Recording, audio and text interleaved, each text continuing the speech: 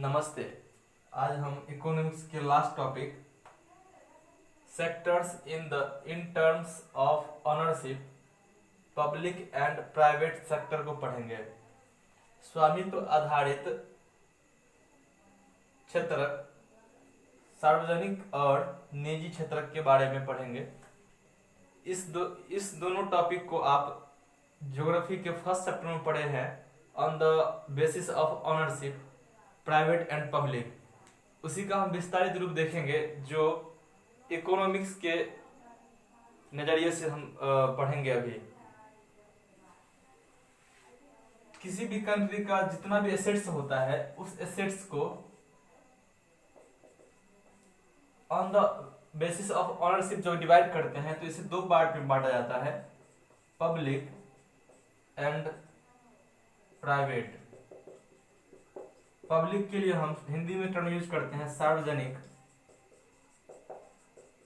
और प्राइवेट के लिए निजी शब्द यूज करते हैं।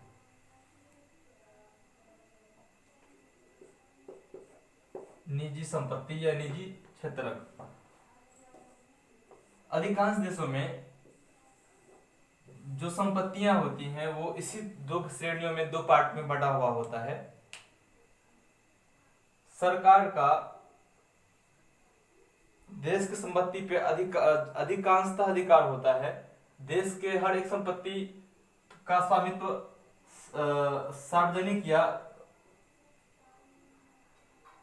पब्लिक सेक्टर में आता है, जिस पर सरकार का अधिकार होता है। जो बड़े बड़े काम होते हैं जो जनहित के लिए होता है, जनता के हित में काम की बात होती है, उसमें पब्लिक सेक्टर ही आगे होता है।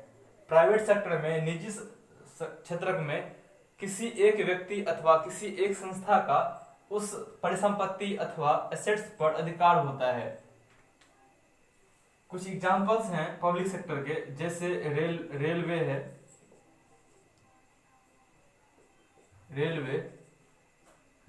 Indian post, Indian airlines. कुछ बैंकिंग सेक्टर है, और भी कई ऐसे कोल कंपनियां हैं, कई कंपनियां हैं जो सरकार के अधीन रहकर काम करती है और जनता के हित के लिए काम करती है। कुछ निजी कंपनियां, प्राइवेट कंपनी है, जैसे टाटा, रिलायंस, बिरला, अडानी, विप्रो, ये सब कुछ प्राइवेट कंपनियां हैं। प्राइवेट कंपनियां अपने हित के लिए अधिक से अधिक प्रॉफिट के लिए काम करती है, जबकि पब्लिक सेक्टर की जो कंपनियां होती हैं वो अधिक से अधिक पब्लिक को सर्विस प्रोवाइड करती है। ये कम से कम फायदा लेती है और अधिक से अधिक सर्विस प्रोवाइड करती है, जबकि निजी कंपनियां सर्विस तो प्रोवाइड करती ही करती है, लेकिन उसके बदले वो अधिक से अधिक लाभ कमाती है। अब इस दोनों में अंतर किस तरह से है वो भी अब हम जानेंगे, और दोनों किस तरीके से कॉम्बिनेशन के साथ एक अच्छे तालमेल के साथ काम करता है। कुछ सेक्टर हैं जिसपे सरकार का सीधे नियंत्रण होता है, जो बहुत ही बड़े पैमाने पे फैला हुआ होता है, जैसे रेलवे, ब्रिज, रोड, ये सब, इस सब को बनाने, मरम्मत करने और देखरेख का काम सरकार करती है। ये पब्लिक सेक्टर में आता है, क्योंकि इसको बनाने, देखरेख करने में काफी धनराशि खर्च होता है। यदि कोई प्राइवेट सेक्टर इसमें इन्वेस्ट करता है तो प्राइवेट सेक्टर उसकी वसूली किसी एक व्यक्ति से नहीं कर सकता। उसे उस एरिया के बहुत बड़े हिस्से में, जिस एरिया में ब्रिज या रोड है, उन सभी लोगों से इकट्ठा करना पड़ेगा, जो कि इसके लिए नामुमकिन है और सरकार भी ये अलाउ नहीं करेगी। तो सरकार उस एरिया के लोगों से टैक्स के रूप में, टोल टैक्स के रूप में रुपया जमा करती है। सरकार यदि प्राइवेट कंपनी इसमें इन्वेस्ट कर भी रही है तो उसका हिस्सेदारी सरकार देती है। कुछ ऐसे भी जगह हैं जहां पे सरकार के सब्सिडी से, सरकार के कंट्रीब्यूशन से प्राइवेट कंपनियां काम करती हैं, जैसे इलेक्ट्रिसिटी की कंपनियां जो हैं, इलेक्ट्रिक करंट जो सप्लाई करने वाली कंपनियां हैं, उस कंपनी को बिजली उत्पादन में काफी खर्च होता है, लेकिन पब्लिक तक चीप रेट में इलेक्ट्रिसिटी ये प्रोवाइड करता है, और उसका एक छोटा सा हिस्सा एक हिस्सा उस लागत का सरकार देती है इस प्राइवेट कंपनी को, ताकि जनता पे उसका ज्यादा भार न पड़े। इसी तरीके से एक और एग्जांपल देखते हैं। जो सरकार होती है वो किसानों से, फार्मर से कम रेट पे 15 या 16 रुपए के आसपास 12 से 20 रुपए के बीच में औसतन गेहूं या फिर चावल धान खरीदती है और उसे अपने गोदामों में रखवाती है। फिर ये जनता तक बहुत ही कम रेट पर 2 से 2.5 रुपए पर केजी के रेट से जनता को, पब्लिक को प्रोवाइड करती है वो गेहूं या चावल। तो इसके बीच का जो रेट है, जो गैप है, उसका वहन सरकार करती है। सरकार, गवर्नमेंट जो है वो खर्चा उसका वहन, वो खर्चे का उस रुपए का वहन गवर्नमेंट करती है। गवर्नमेंट अपने तरफ से उस रुपए को देती है, ताकि जनता को, जो गरीब जनता है, ऐसे लोग जो काफी पीछे रह गए, समाज में पिछड़े हुए लोग हैं, उनको भोजन मिल सके। तो पब्लिक और प्राइवेट कंपनियां दोनों मिल करके कई दफा काम करती है, तो कई दफा दोनों अलग अलग होके काम करती हैं।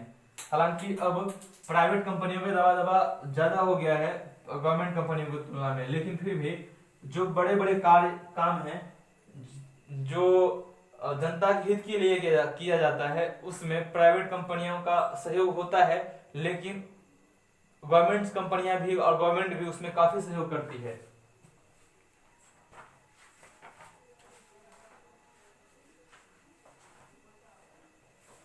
इसके अलावा सरकार कई स्तरों पे काम करती है, खास करके एजुकेशन सिस्टम में। एजुकेशन के लिए, हेल्थ के लिए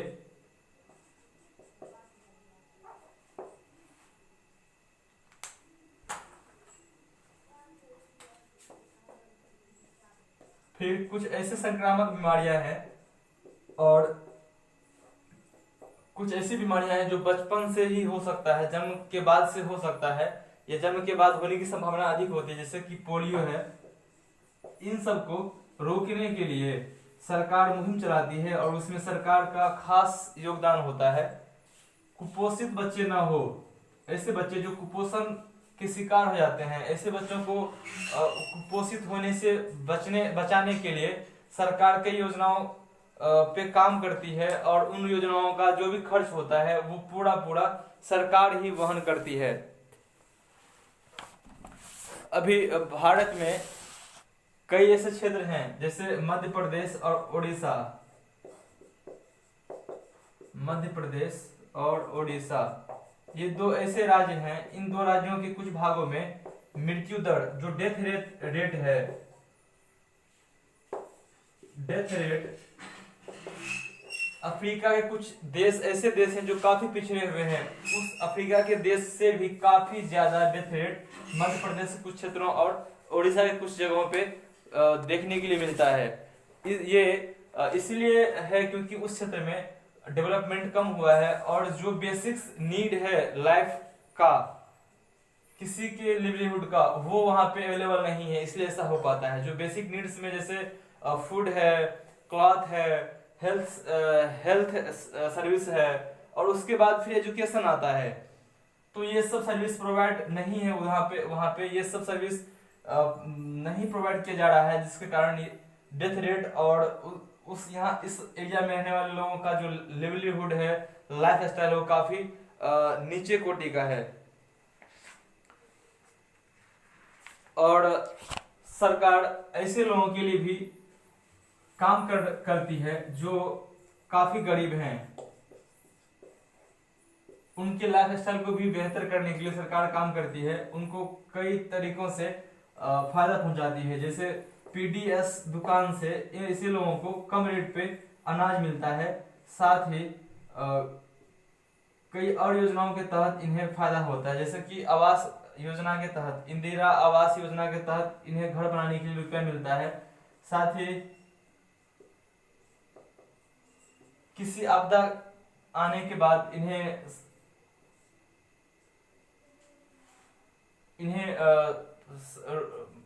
राशि के रूप में, धन के रूप में हेल्प मिलता है।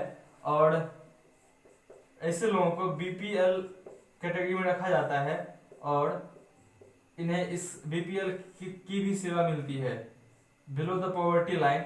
इससे इनको काफी फायदा होता है। साथ ही हेल्थ सेक्टर में यदि ये दिखाएं कि हम बीपीएल में हैं और गवर्नमेंट हॉस्पिटल में जा रहे हो तो उन्हें काफी रियायत मिलती है, और प्राइवेट हॉस्पिटल में भी मिल सकती है यदि वो सरकार से जुड़ी हुई संस्था से, सरकार से जुड़ी हुई कहीं ना कहीं हो, और कई तरह की सेवाएं इन्हें उस कार्ड से मिलती है। यहां तक में किसी को कंफ्यूजन हो तो कृपया जरूर बताएं। ये हमारा इस चैप्टर का, इकोनॉमिक्स के चैप्टर सेकेंड का लास्ट टॉपिक था। अब हम ज्योग्राफी को नेक्स्ट क्लास में पढ़ेंगे। इस पूरे चैप्टर में यदि थोड़ा भी और कहीं पे भी कंफ्यूजन हो, समझ में नहीं आए तो जरूर पूछिए। धन्यवाद।